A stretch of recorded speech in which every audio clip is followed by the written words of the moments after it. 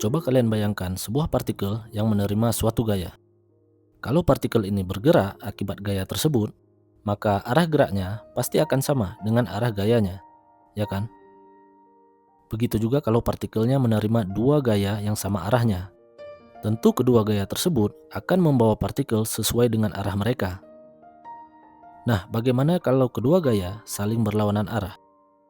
Ya, tergantung gaya mana yang lebih besar, ya kan? Partikel tentu akan bergerak menuju arah yang sama dengan arah gaya yang lebih besar. Hal ini pastinya tidak asing bagi kita. Inilah yang kita lihat di kehidupan sehari-hari saat ada gaya yang bekerja terhadap suatu objek. Tapi bagaimana kalau kedua gaya tidak searah? Bisakah kita tahu kemana partikelnya akan bergerak? Arahnya tentu saja tidak acak, ya kan? Kita masih bisa menebak kira-kira kemana arahnya. Bahkan kalau kedua gaya kebetulan sama besar, dengan yakin kita katakan bahwa arah partikel bergerak akan tepat di antara arah kedua gaya. Tapi ketika kedua gaya tidak sama besar dan tidak searah, ya kita nggak akan bisa langsung jawab 100% akurat kemana partikelnya akan bergerak. Jadi solusinya apa? Apakah ada semacam pola atau petunjuk yang bisa kita manfaatkan untuk mengetahui kemana partikel ini akan bergerak? Jawabannya ada. Mungkin tidak kalian sadari, tapi ada satu petunjuk yang bisa kita manfaatkan. Dan petunjuk ini sangat-sangat sederhana. Perhatikan, ketika tadi partikel menerima dua gaya searah, gabungan keduanya akan menghasilkan total gaya yang diterima partikel, ya kan? Nah, total gaya ini biasa disebut resultan gaya. Dan ia pasti menunjuk ke arah gerak partikel. Penjumlahan ini kan sama, seperti kita menghubungkan kedua gaya antara pangkal dengan ujungnya. Dan besar resultan, ya sebesar gabungan kedua gaya tersebut. Dengan pangkal dan ujungnya berada di gaya dengan pangkal dan ujung yang bebas, ya kan? Begitu juga sebaliknya ketika kedua gaya saling berlawanan arah, di mana resultan adalah selisih dari kedua gaya dan juga menunjuk ke arah partikel bergerak. Di sini prinsipnya sama saja, yaitu kedua gaya terhubung antara pangkal dengan ujungnya, dan pangkal resultan juga berada di gaya dengan pangkal yang bebas, serta ujungnya juga berada di gaya dengan ujung yang bebas. Bagaimanapun urutan kedua gaya, prinsip ini tetap berlaku dan menghasilkan resultan gaya yang sama, ya kan? Kalau begini prinsipnya, maka ketika kedua gaya berubah menjadi tidak searah, inilah yang terjadi. Ya, mereka akan membentuk segitiga. Jadi, untuk mengetahui kemana partikel bergerak, cukup kita hubungkan kedua gaya, kemudian membuat resultannya, sehingga membentuk segitiga. Nah, arah resultan gaya inilah yang memberitahu kita kemana partikel tersebut akan bergerak. Dari yang kita lihat di sini, ternyata besar resultan gaya bukan hanya ditentukan oleh besar kedua gaya, tapi juga arah mereka, ya kan? Lebih tepatnya sudut di antara kedua gaya tersebut. Perhatikan ketika sudut di antara kedua gaya berubah, besar resultan mereka juga ikut berubah. Hal ini menjelaskan kenapa pada partikel yang menerima gaya berbeda arah, lajunya lebih lambat daripada partikel yang menerima gaya searah, walaupun gaya yang mereka terima sama besar. Ternyata perbedaan arah gaya itu membuat sudut di antara keduanya lebih kecil, sehingga ini mempengaruhi besar resultan gaya, dan efeknya akan terlihat pada laju partikel yang lebih lambat. Jadi dari segitiga gaya ini, kita tahu ada tiga faktor yang menentukan besar resultan, yaitu besar kedua gaya dan sudut di antara mereka.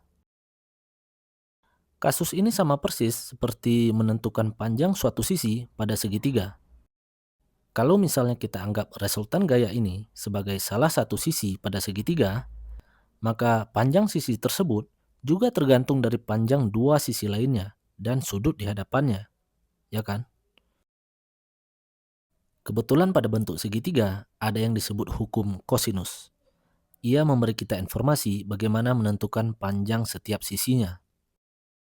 Seperti yang kalian lihat di sini, ternyata panjang salah satu sisinya itu memang tergantung dari panjang dua sisi lainnya dan sudut di hadapan sisi tersebut, ya kan?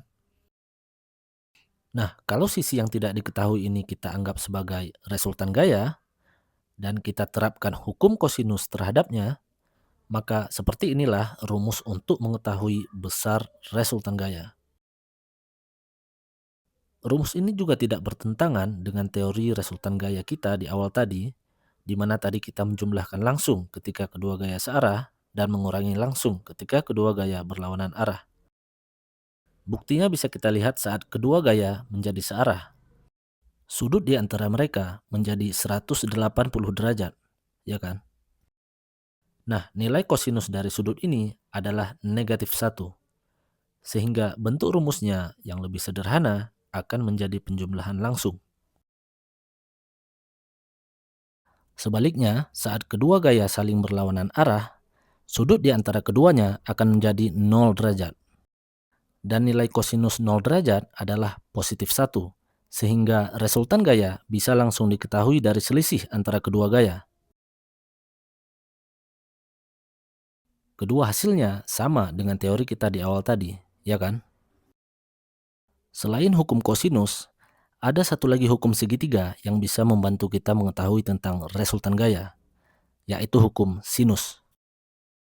Hukum ini menyatakan bahwa pembagian antara panjang suatu sisi segitiga dengan nilai sinus sudut di hadapan sisi tersebut akan menghasilkan nilai yang sama dengan pembagian antara panjang sisi lain dengan nilai sinus sudut di hadapan sisi lain tersebut. Terlepas dari bagaimana bentuk segitiga yang kita buat, ketiga perbandingan ini akan selalu sama nilainya. Nah, kalau hukum sinus ini kita terapkan pada segitiga gaya, maka kita bisa mendapatkan informasi tentang bagaimana mengetahui besar sudut di antara salah satu gaya dengan resultannya. Memang apa pentingnya mengetahui besar salah satu sudut ini? Ya, sangat penting karena hal ini memberitahu kita secara akurat semiring apa resultan gaya relatif dari salah satu gayanya.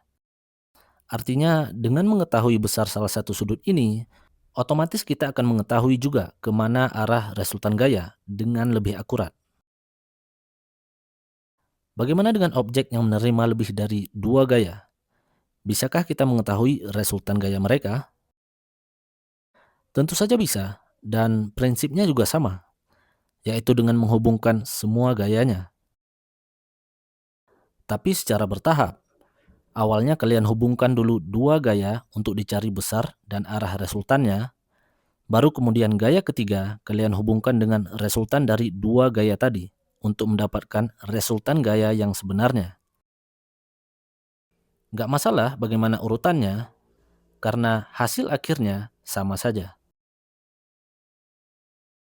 Baiklah, sampai di sini kita sudah tahu bagaimana mendapatkan nilai besar dan arah resultan gaya dengan akurat. Ini akan membantu kita untuk mengetahui sebesar apa total gaya yang diterima suatu objek dan kemana ia akan bergerak. Itu pada objek dinamis, tapi bagaimana dengan objek yang tidak bisa bergerak alias statis? Entah itu karena kedua gaya tidak cukup kuat untuk menggerakkannya, atau mungkin objek tersebut sengaja ditahan agar tidak bergerak. Bagaimana cara kita mengetahui resultan gaya mereka? Prinsipnya sama saja, begitu juga dengan rumus resultan gayanya.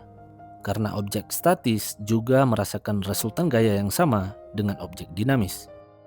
Bedanya ya cuma efek resultannya yang tidak bisa kita lihat karena objeknya tidak bisa bergerak.